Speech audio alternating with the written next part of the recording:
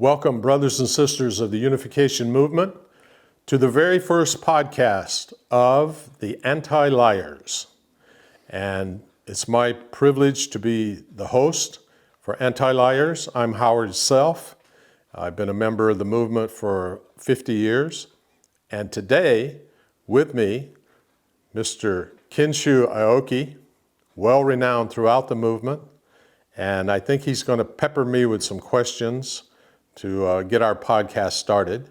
But welcome, Kinshu. Thanks. It's a great honor to be on this show with you, Mr. Self, somebody who's the voice of conscience of America at this time. Actually, maybe not just for America, but for members around the world. And nobody is as clear and as eloquent as you are with not only what is happening in our movement at this time, but what direction it has to go in to stay in line with God's providence. Wow, thank you, Kinshu. You said that just like I wrote it. I appreciate that. Kinshu's with us today because he is going to be appearing regularly on our podcast.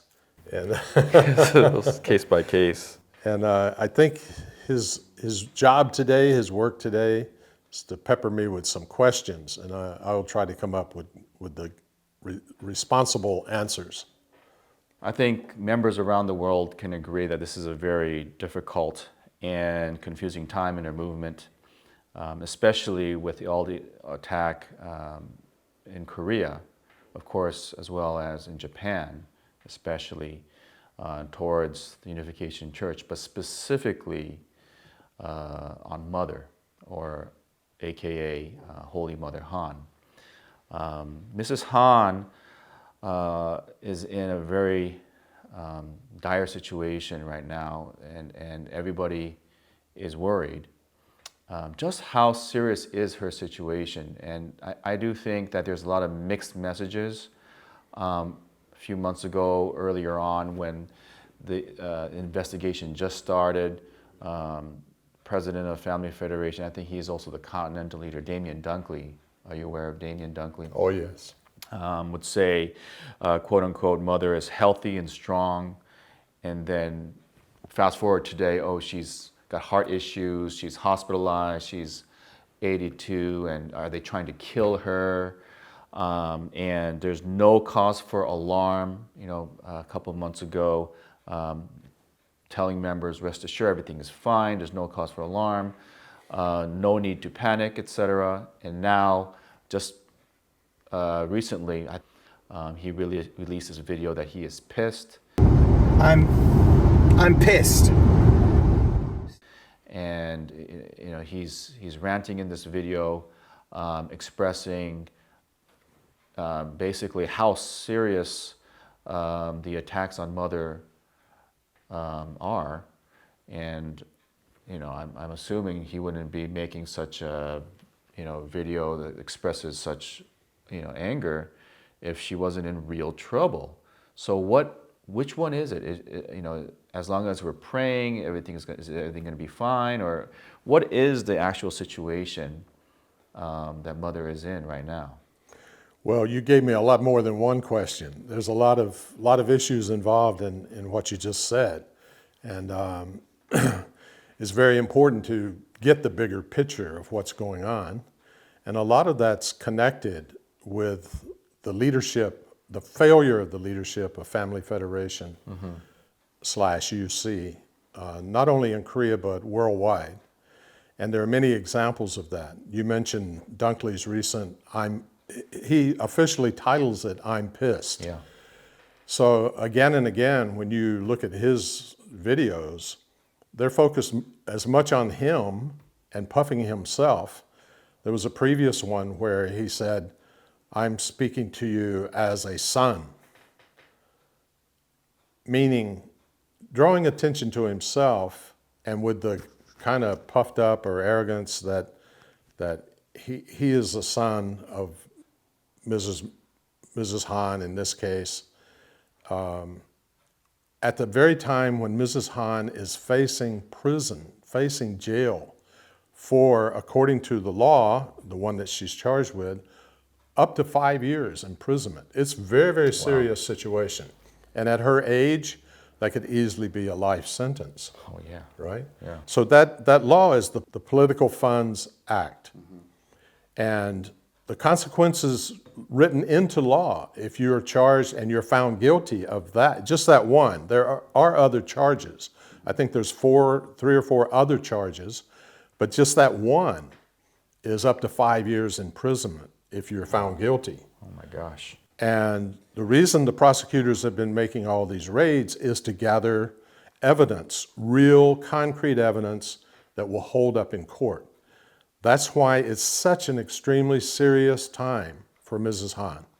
And I've written letters, public letters, trying to draw the attention for the members to the fact that their leaders are doing a great disservice to them, to her, to them, to the movement, to God's providence, when they continuously try to either downplay the seriousness, which I explained in one letter about Mike Balcom's video, which just basically said, well, this would be a good thing, this would be a good thing, as if that was the question.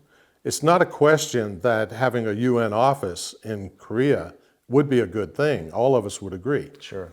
And a project in Cambodia, that's a good thing.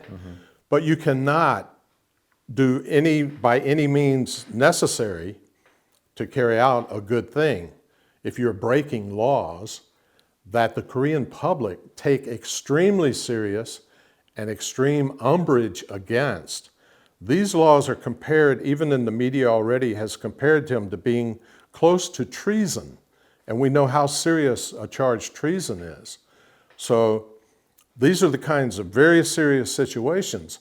But the leadership of Family Fed has tried to keep the members asleep, unaware, in the dark about what was really going on. Why is that, though? That does remind me of towards the end of May, this memo came out from Damien Dunkley, and you know, We can put that on the screen. Not only does he say remain calm and centered, he also says avoid public commentary. Don't talk about it. Refrain from making or sharing public statements or engaging in online discussions. Don't even discuss. That's a direct quote. Right. Why does it have to be so taboo? Why does it have to be hidden, swept under the rug, however you want to put it? But why should there not be open communication?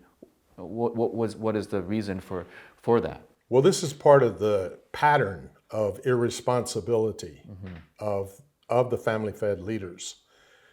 They want to, first of all, keep it hidden, that nobody knows about it. So don't even discuss. So that direction went out to all the church leaders in America, Right. from Damien Dunkley, official letter. And in one community in New Mexico, the church leader, dutifully read out this direction to the members, don't discuss about it. They read the memo, basically. Yeah, he read the memo basically, and the essence of it is don't discuss about this. Don't look it up on the internet. Don't discuss. Stay ignorant, in other words. So one member in the congregation said, well, Pastor, do you know what it is that we're not supposed to be talking about and discussing? And he said, no, I don't know myself what it is. Is that right? So across the board, the members, that's been the strategy for whatever reason. And it's a part of the failure of taking responsibility, which is absolutely necessary. And avoiding responsibility has been a big problem for Family Federation for a long time. And Japan, this pattern of putting blame on someone else is the next stage. That's the next stage. So first you keep the members uninformed, but if it gets so bad that they have to know about it because the media is a media firestorm, it's very similar to Japan. There's so much media upheaval, you can't keep it hidden. That's happened in Korea for this case. No, everybody in Korea knows because every day there's media coverage, every day, and it's intensified all the time. It sounds to me like it's very irresponsible for the UC leadership to want to keep the members ignorant if there is something serious going on. I mean, what is it? Just because they're trying to cover up their own, you know, incompetence, Culpability. you know, yeah, Yeah. dealing with this situation, and you know, it'll look like a failure on their part. Is that why they're trying to downplay it? I mean, Yes, that's the first part, is to keep the members in the dark.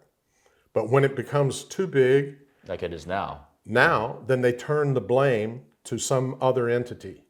So they tried this in Japan, that all the problems is the Japanese government and they're persecuting because of our faith.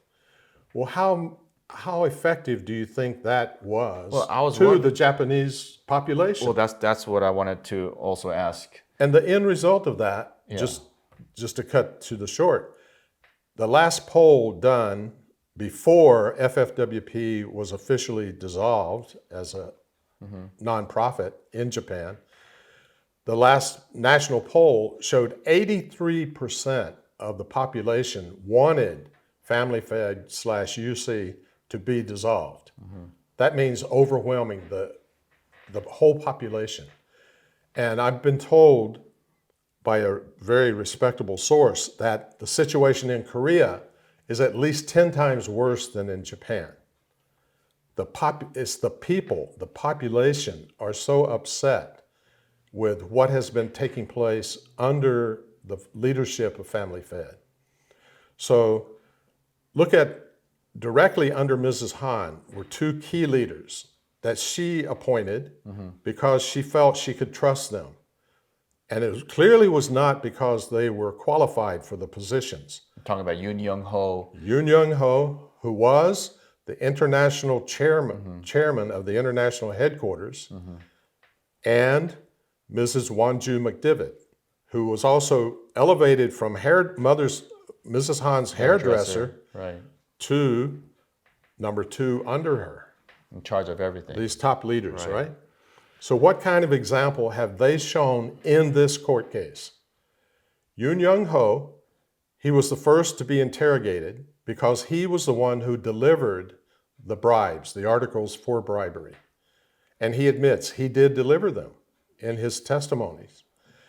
But he throws Mrs. Han under the bus. He takes no responsibility.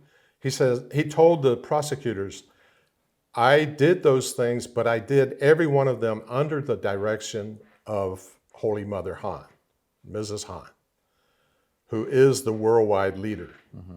And that is his statement that's going to be read in court and is going to be used to judge Mrs. Han.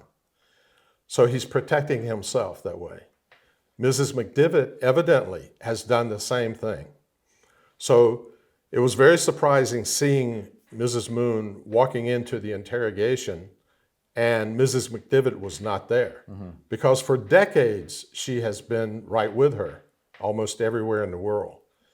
And now she's not there because she's letting all that heat, all the pressure, all the blame come on Mrs. Han, where she could easily have stood up and said, I'm the one who gave those directions because I was in this position here.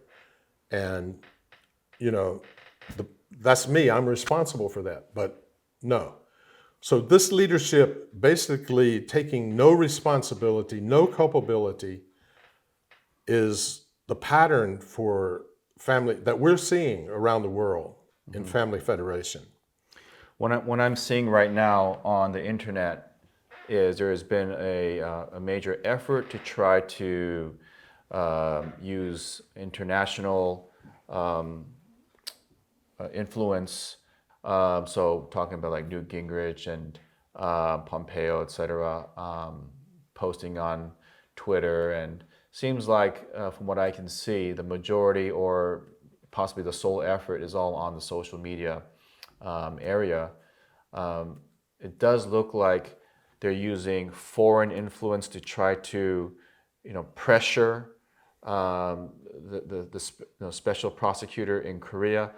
How do you think is that working? Is that strategy working? Do you think, it looks like they're counting on that, they're betting on that. making a difference. It doesn't, from the recent video I saw, how upset Damian Dunkley is. I'm guessing it's not really working so well. What is your understanding of that? Well, Kenshu, is a very, very good question. And the problem, many of the problems for Mrs. Han that has got her in this situation are by those family-fed leaders. And every step they have taken has backfired on them, including this one. Korea is coming from a colonial background. That's true, yeah. They have a great deal of pride in their independence, in being a democracy, et cetera, et cetera. Bringing in well-known leaders from a big power like the United States or any other country for that matter does not sit well with them, especially when the facts are being laid out in the media. Right. Not speculation, not persecution because of your faith, but actual facts. This event happened, this transaction took place, And it seems et like cetera, et cetera, et they've cetera, got- right down the line. They've got plenty of evidence. It's like many Korean people, I think, feel like, oh, you think we're stupid or something, that you can come in from overseas and tell us what's what I see. here, and we should follow just because you're a leader. And because, by the way, it is the same organization that's under the gun, under fire, are bringing in such leaders to try to change the situation. They're not going to swallow that. They're very smart. And that's the effect. It's having zero effect. It actually boomerangs on family fed when they do those kind of tactics. Same thing happened in Japan when they began accusing the government for being the one who's, the troublemaker and all that. That boomeranged on them. So 83% of the Japanese population turned. Same thing in Korea now. So why Mrs. Han is in such deeply serious problem is because of this lack of leadership, this lack of vision, and lack of taking responsibility across the board. From the top leaders, those two that we talked about, down to other levels. It's the same kind of pattern is taking place. So, yeah, that's the situation. The special prosecutors do come across as very confident, very systematic in their process. They're putting out evidence, information, bit by bit. At one point, the members were saying, because after the 8, 9, 10 hours of questioning, they felt bad about how tired she looked, that they're not going to arrest her. And the very next day, the news comes out that there's a warrant for her arrest. So obviously, the assumptions are not correct on the parts of the members, and also it seems like, regardless of what people think, my understanding is that the public perception of the Unification Church is very, very bad. Yes. They're with the special prosecutors on this. The perception of the members seems to be very off target, because the special prosecutor keeps moving forward, keeps pushing onto their what seems like a plan that they already kind of calculated in place. Well, these are professional prosecutors. They've been doing this for decades, some of them, and especially the top guys. So they do it. They do it methodically, and they find evidence and build on that evidence. And then when they find out, oh, this entity over here, this store was involved in selling the bribery articles, then they do a raid on that store and got the actual receipts of those transactions. So every time they've done a raid, they collect concrete evidence that will stand up in court. And that's why they can be confident. And they have the testimony of traitors, basically like Yoon Young Ho, to use as well. Sure. So it's all building up. And who is the main target? Unfortunately, Mrs. Han has made herself the main target as well. So when she came out of in the interrogation, we understand, and she also told the reporters, I believe, but on the official interrogation, she has a delusional viewpoint of herself, and she brings that out, which completely falls in right exactly what the prosecutors wanted. When she states the next president of Korea should be the one that I have taught, who is taught by me. That's right. So for common citizens and the media and the courts, this is too outrageous. It confirms that she confirms- thinks she should be in control of politicians. It confirms that she thinks that, and undoubtedly actions were made to bring that about. And it's getting very, very tricky now. Who can escape this net in the unification movement? It may not be just at the top.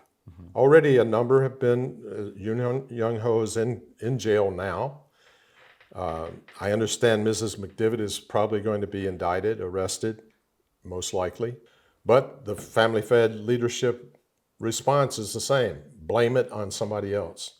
Blame it on now, and you'll see in Dunkley's I'm pissed thing and other things he's writing now, he's saying the whole blame is, he is charging that South Korean government is no longer a democracy in his statements.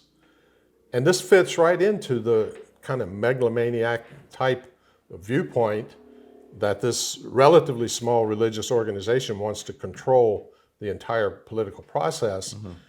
For him to blame the entire government and to accuse that it's no longer a democracy, and that this will, if it's not squelched here, you can watch the video, we'll show some of it. If it's not squelched here in Korea, then worldwide this phenomenon can continue. So all religion is wiped out, as if the government is to blame. And he calls them persecutors instead of prosecutors already. Yeah, he does. I mean, in every statement he says that. So this is very, very irresponsible, and it means they will lose for sure. They will lose every battle that way. Every court fight, they will lose that way. So, and the public opinion fight, they've lost already. They've lost the public opinion. They've lost every legal fight. Every campaign so far has not worked. Many are saying that something went wrong, that this is heaven's judgment, that it feels like a curse. Whatever they try, nothing is turning out well. Of course, some members think that two parents are one. They're one body. But we know that Reverend Moon and Mrs. Han are two distinct individual human beings. What do you think? Do you think all this is happening because Mother Han disunited with Father and the providence that he was leading? There is absolutely no doubt about that. And we'll put up the video that shows Reverend Moon's situation in the latter part of his life, especially in the last year or two of his life. Everything around him was controlled. Who could see him, what messages he got, what reports he got, and what he sent out.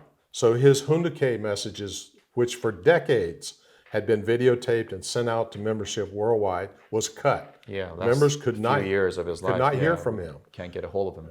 Why? Why is that? Is it because he was saying things that those in that cabal that was in power, centered around Mrs. Han, did not want those messages to go out? I think so. So in this video, he finally got he was given the opportunity to have a public speech.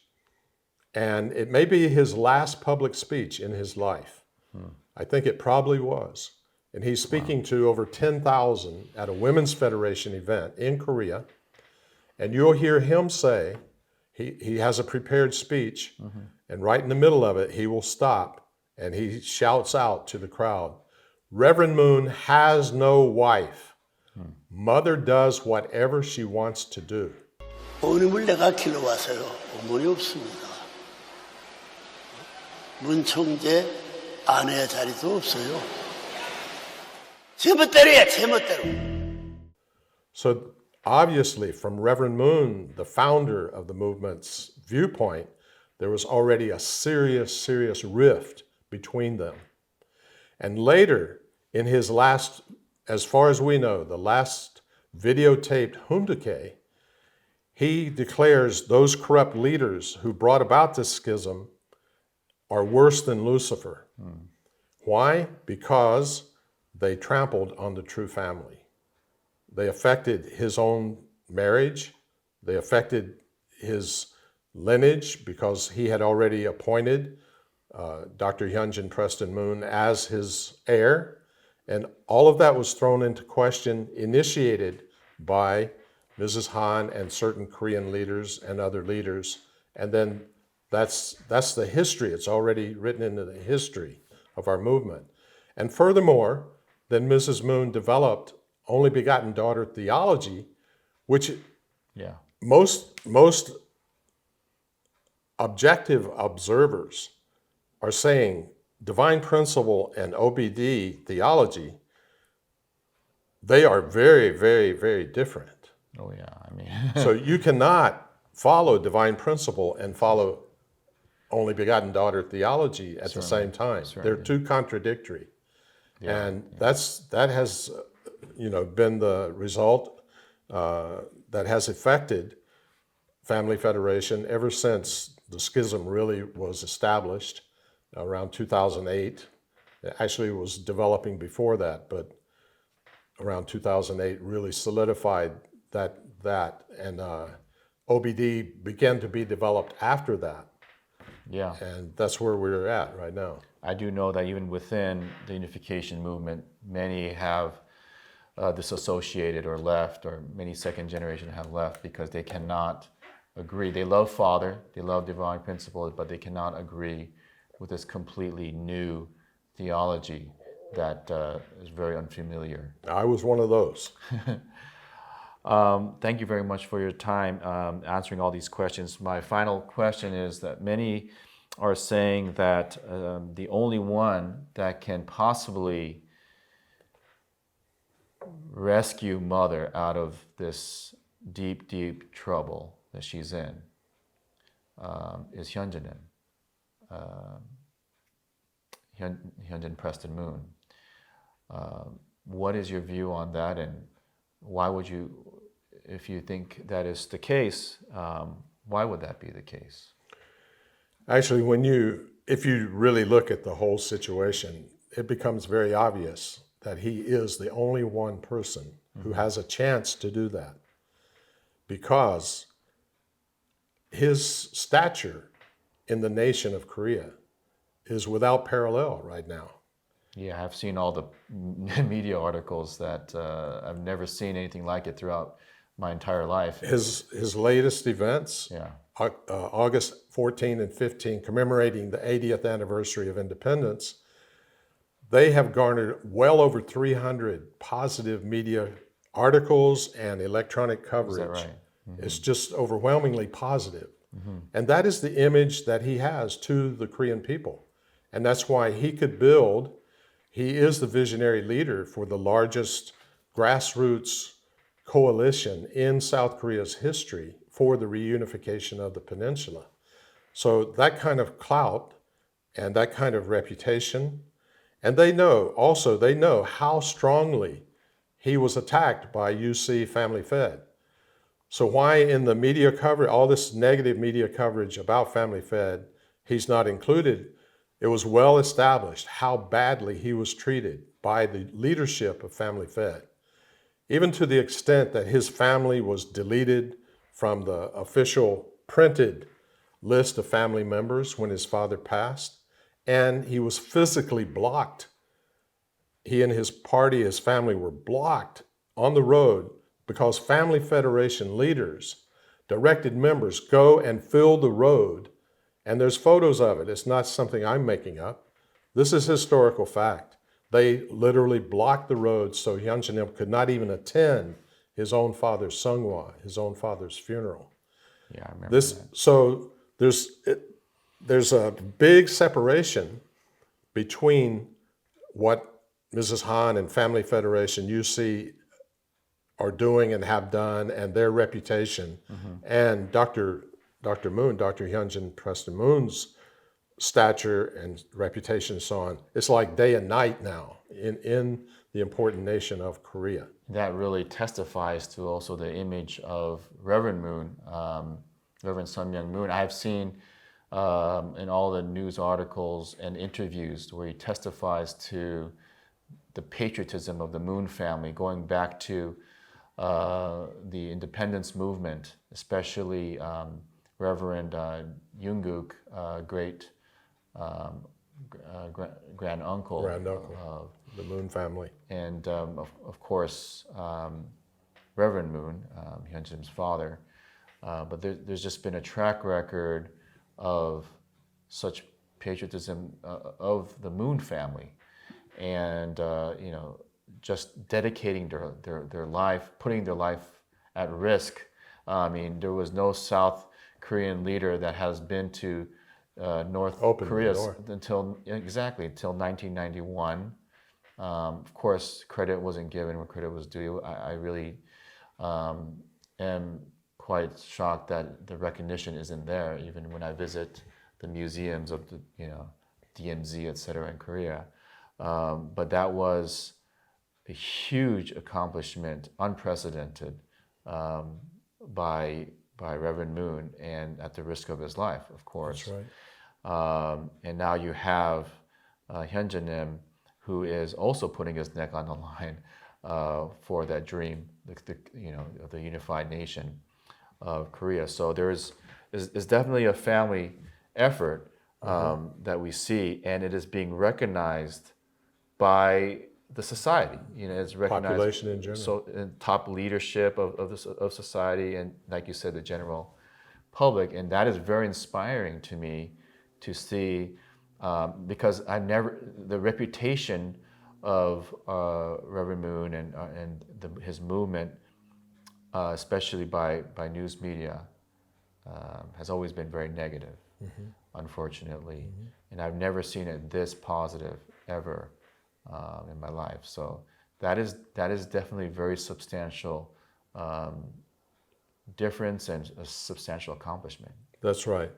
And, it's very clear that the current status of UC/Family Federation, with all of its scandal, et cetera, has nothing to do with Reverend Moon and has nothing to do with his son, Dr. Hyunjin Preston Moon. And just like you cannot go along with both divine principle and OBD theology, only begotten daughter theology, at the same, they're too contradictory, then the movement under OBD leadership is so contradictory and different from the movement that Reverend Moon created. For example, even in spite of the negative press in Korea, most Koreans knew the unification movement as people who were willing to live for the sake of others. That reputation was established through them actually doing that. And now this image that has been created through the scandal, both in Japan and now Korea, is the opposite of that. And the leadership, they're not living for the sake of others. Those top two who threw Mrs. Han under the bus, Yeah. they're not living for the sake of others. They're looking out for themselves. And we see that again and again. And that's the opposite of what Reverend Moon was creating and stood for. And it's the opposite of what Dr. Moon stands for. And he is the one who's lifting up Reverend Moon's reputation and the real facts of it, that Reverend Moon was a visionary, et cetera, et cetera. He is the one lifting up. No one else is lifting up. Family Federation is not lifting up Reverend Moon's image. And if anything, they are tearing it down. Yeah. So it's wonderful. I'm very grateful to Dr. Hyunjin Preston Moon that he is, to the media, again and again testifying to who his father and his uncle, his lineage, what they accomplished and what they stood for. going all the way back to the founding of independent Korea with his granduncle, and then his father took up that role, and now he's taken it up. And I'm so grateful that they are. So it's back to your original question. There is no one without doubt who might be able to help Mrs. Han except her son, Dr. Hyunjin Preston Moon. So I know that he has been sending entreaties to her through as many avenues as possible, but so far she has not responded. And that's the situation now, and she could be arrested tomorrow. And that's the status we're at. Yeah, I do think that brothers and sisters around the world are praying and hoping that this meeting between Hyunjin and Ms. Han does take place. Well, Mr. Sell, thank you for taking the time to answer my questions. I hope they weren't too difficult, but I'm very grateful because you are not afraid to speak the truth and you're not afraid to say it as it is, and you're willing to put your own name on the line. Thank you, Kenshu. I know you're a man of like faith and outlook, and Heavenly Father has put us here in this particular time. Our movement is under great stress, and we really need to work together and pull together. And across, the schism has been a big headache for everyone involved. Oh yeah. But we're all brothers and sisters, and we know there's one God, so there's one truth that can really explain clearly. And we're struggling and fighting to find that truth and bring it into reality for all of our brothers and sisters around the world. So I'm grateful God has created the internet and so on, so we can have such a podcast and look forward to more and more episodes with you. Sounds good. Well, thank you. Thank you, Kenshu. Thank you very much, everyone, for taking time out. I hope this has been informative for you. And as you will see, there's contact information, address, and so on, website. Please let us know your feedback and any questions you have, any comments. We look forward to it. And we look forward to seeing you on the next episode of The Anti-Liars. God bless you. Goodbye.